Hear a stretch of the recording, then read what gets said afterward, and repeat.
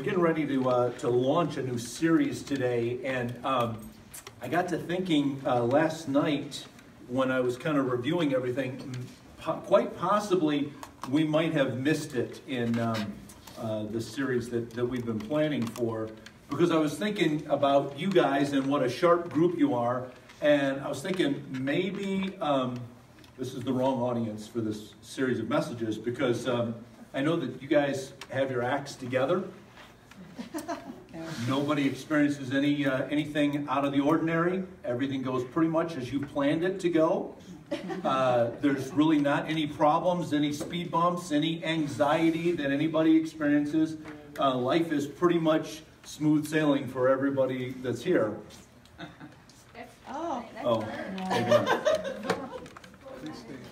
I gotta leave that. Well, there's at least a couple of you. So I guess for the sake of just the couple of you that are here that maybe every once in a while have to deal with some anxious moments, maybe this might be helpful for you. There was a busy businessman. He was hectic in his schedule. He was constantly on the go. He was very good at what he did. But boy, did he have a lot of balls that he was juggling. He was keeping things going all over the place and seemed to be in like 3 places at the same time. And because of that, he's always looking for ways to kind of cut some corners, shave a few minutes off here, cut a little bit off the schedule here. And so he found this route. There was a territory he had to cover quite often. And he found this one stretch of country road that if he would take this one, it would cut some time off of his commute. And so he would use this road often. And after a while, things just kind of became familiar on this road. He'd go past fields and farmhouses and barns and cattle and horses, and he no longer saw those anymore. He was just so zeroed in on all the things that he had to get done and was kind of rehearsing in his mind all of his to-do lists and all these balls that he's juggling. How is he going to keep them all up there? And he just would zip right along on this road, not really paying attention to anything. One day as he came up to a very familiar bend in the road, he started around the bend and he saw something that wasn't so familiar, something that stood out that he hadn't seen before. It was a tattered cardboard sign on the side of the road that simply said, "Honk if you're happy." Huh. The businessman thought to himself, that's pretty naive of somebody to put that out there. Like, I've got time to do that. And he sped on his way. And trip after trip, as he would drive down the familiar stretch of road and really lose sight of fields and farmhouses and barns and crops and animals, he lost sight of the sign as well. Until one day, as he was making his familiar commute, he had his young daughter in the car with him. She began to spot all of the things that had become so familiar to him now that he was just missing them.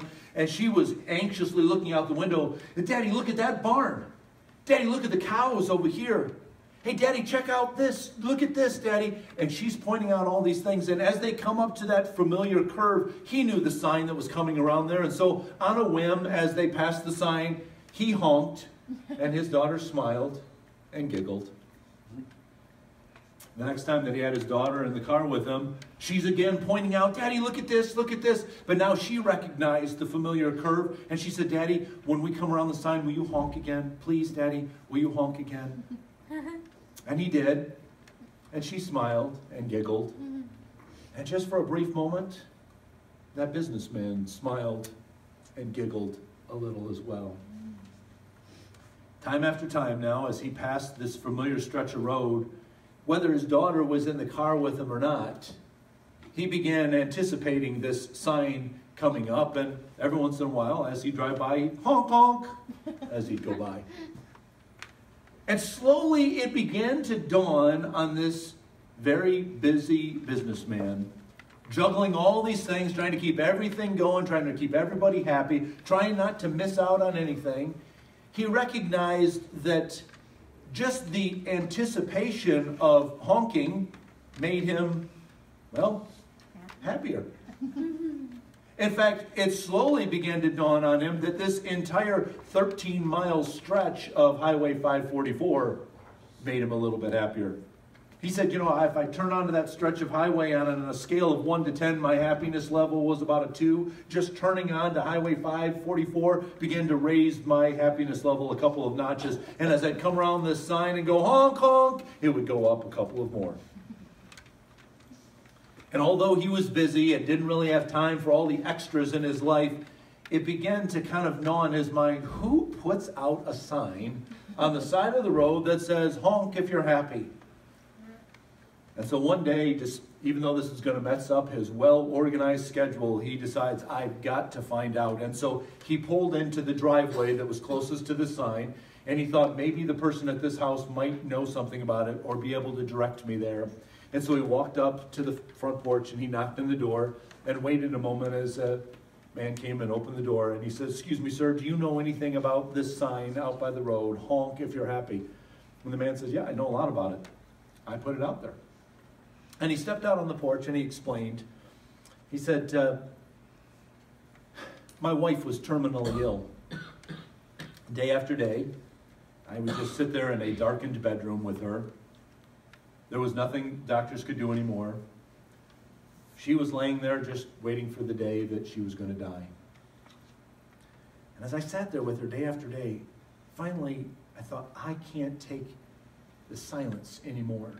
I've got to do something about this. So just on a whim, I went out to the barn to see what I could find. I found this old piece of cardboard and I found a spray paint can and I painted the words on there, honk if you're happy, and I put it out at the end of the road. And at first there was nothing. Nothing changed. It was still the same silence. And every once in a while, there was a honk here and there. And after a little while, they became a little bit more frequent. And pretty soon, day and night, cars were honking at us. And finally, my wife asked me, she said, what is all of this honking that's going on? And he explained to her the sign that he put out there. And he said, you know, that honking in that darkened bedroom became like medicine to her. She said it felt good to her to know that she was a part of the happiness that was all around her. The happiness that surrounded her. Just like God surrounds all of us. You know, one of the things that I've learned, one of the quickest ways to see your happiness gauge drop, to see joy dry up in your life, to see anything that even where you would be remotely grateful for things, the thing that will kill all of those the fastest is anxiety. Anxiety is a killer. It'll crush all of those good things in our life. It almost puts blinders on us that we can only see one thing. So I began to think about where does this anxiety come from? What's the root of this? And really, I think that it comes down to just one thing, and that's fear. We're afraid of what we might be missing out on. We're afraid of not measuring up. We're afraid of the moments that we're not a part of. We're afraid of what's lurking around the corner that we don't know is coming. We're afraid of not keeping up with all the things that we need to keep up with. But what I've also discovered, if anxiety is the thing that kills joy and happiness and gratitude in our lives, I've also discovered that it's joy that can kill the fear and kill the anxiety. When we begin to just notice the joy in the moment, it somehow seems to override the fear of what we might be missing out on in that moment. When we're just enjoying what is happening right now and the things that we have right now, it seems to drown out the longing for the things that we don't have, the wishing for the things that might be. When we are grateful for the times that we have with the people that we have, it seems to cancel out the fear of the things that we think might be coming that quite often don't actually ever come. But joy can begin to kill that anxiety. Think about that businessman. Think about that before he ever honk with his daughter on a whim. Remember what he began to discover? It wasn't just the honk that made him happy. It was the anticipation of the honking that began to make him happy. He began, before he ever got to that tattered sign and went honk, honk as he drove by, he already was anticipating that that was coming, and he already began to feel the joy come up, and he began to feel the anxiety begin to roll off of him a little bit. Now see, what most people would say is, well, if you've got some things to be thankful for, then give thanks. If you're happy, give the thanks. If you know, the sign on the side of the road said, if you're happy, honk. But you know what that businessman discovered? If you want to be happy, honk. The anticipation of honk, honk began to make him happy. See, we, I think, need to begin to develop in our life an anticipation of the good things that are coming. And we need to begin to develop an anticipation of getting rid of the anxiety that is hanging on us. And that's why when this woman said, I began to feel something because this happiness was all around me, God was all around me.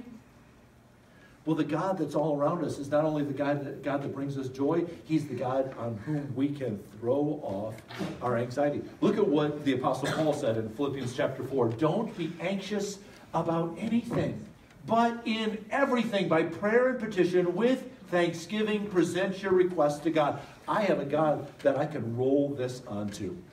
I have a God that I can say, I don't want to carry this, I want you to carry this. And I have a God that's so surrounding me with love and with blessing that I can find plenty to be thankful for. And just like that businessman as he was driving down the road, he said, I know in a few miles that sign is coming. And the sign says, if you're happy, honk, honk.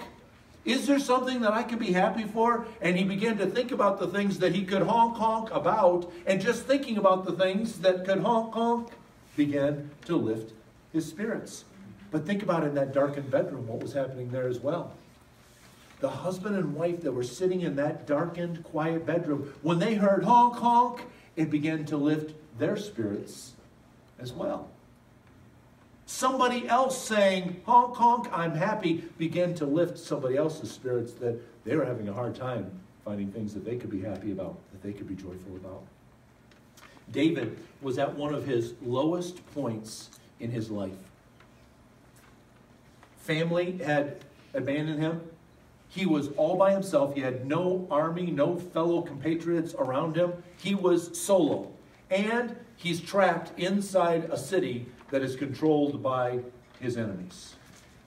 You talk about a guy with a high stress level, a high anxiety level, with fears crushing in on him.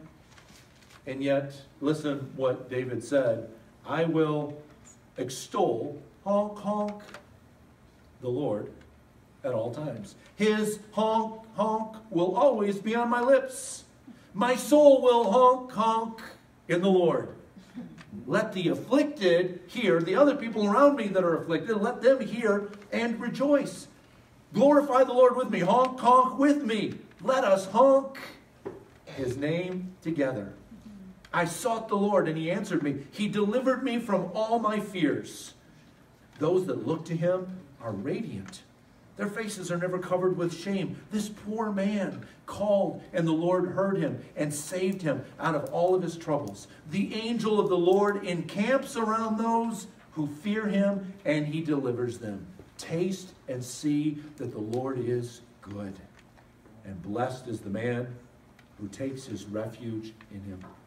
See, when you begin to not only anticipate being able to honk, not only does that begin to lift your spirits, when you actually honk, honk, it lifts it again. But the other people around you that are hearing your honking as well, it begins to lift their spirits too. And so what we want to do for the next 3 weeks is we want to unpack a little bit for you this antidote for anxiety.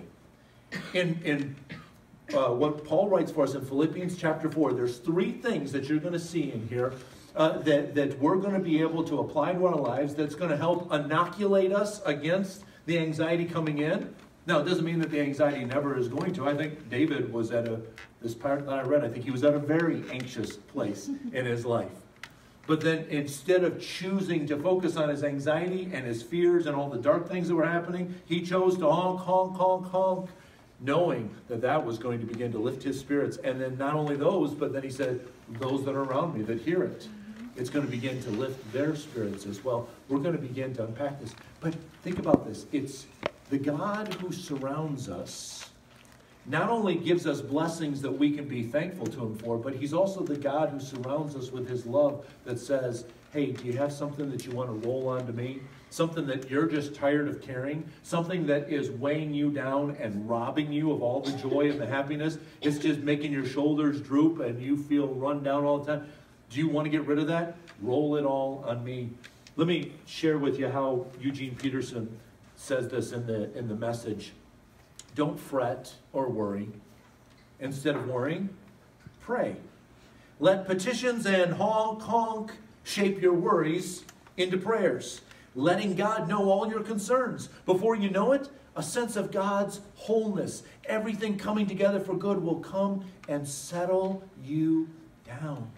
It's wonderful what happens when Christ displaces the worry at the center of your life.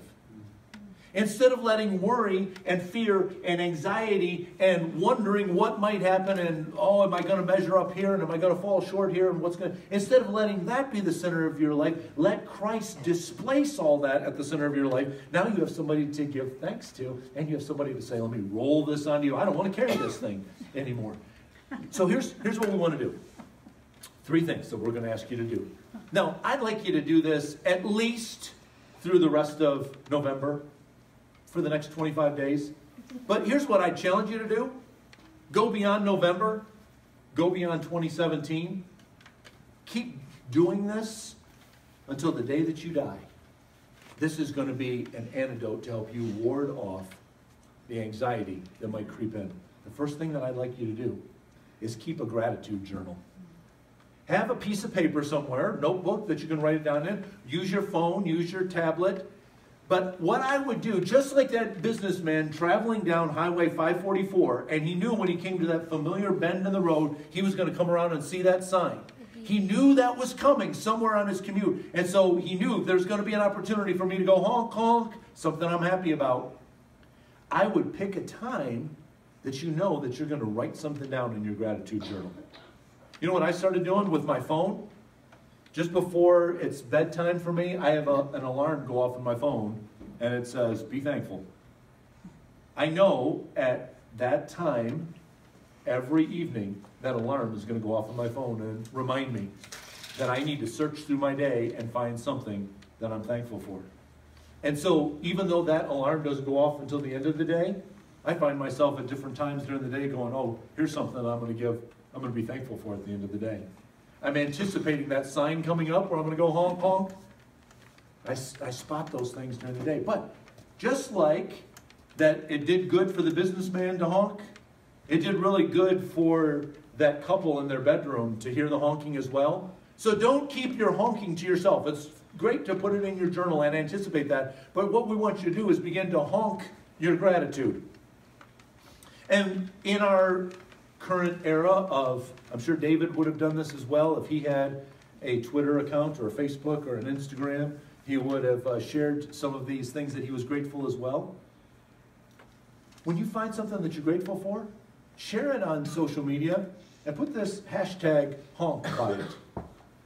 Now, it'll be a little bit of an inside joke for those of us that are here this morning or those that are listening on Facebook. They'll say, okay, I know what that is. But you know what else that's going to do? Number one, the fact that you're saying, hey, I'm grateful for this. I'm thankful that this happened. I'm thankful I had this opportunity. I was really happy today that I got to, and you're putting that on there. That's going to lift somebody's spirits. But then when they see hashtag honk, they're going to go, what? And you're going to have an opportunity then to say, hey, let me tell you a story about a businessman that saw a sign that said honk if you're happy.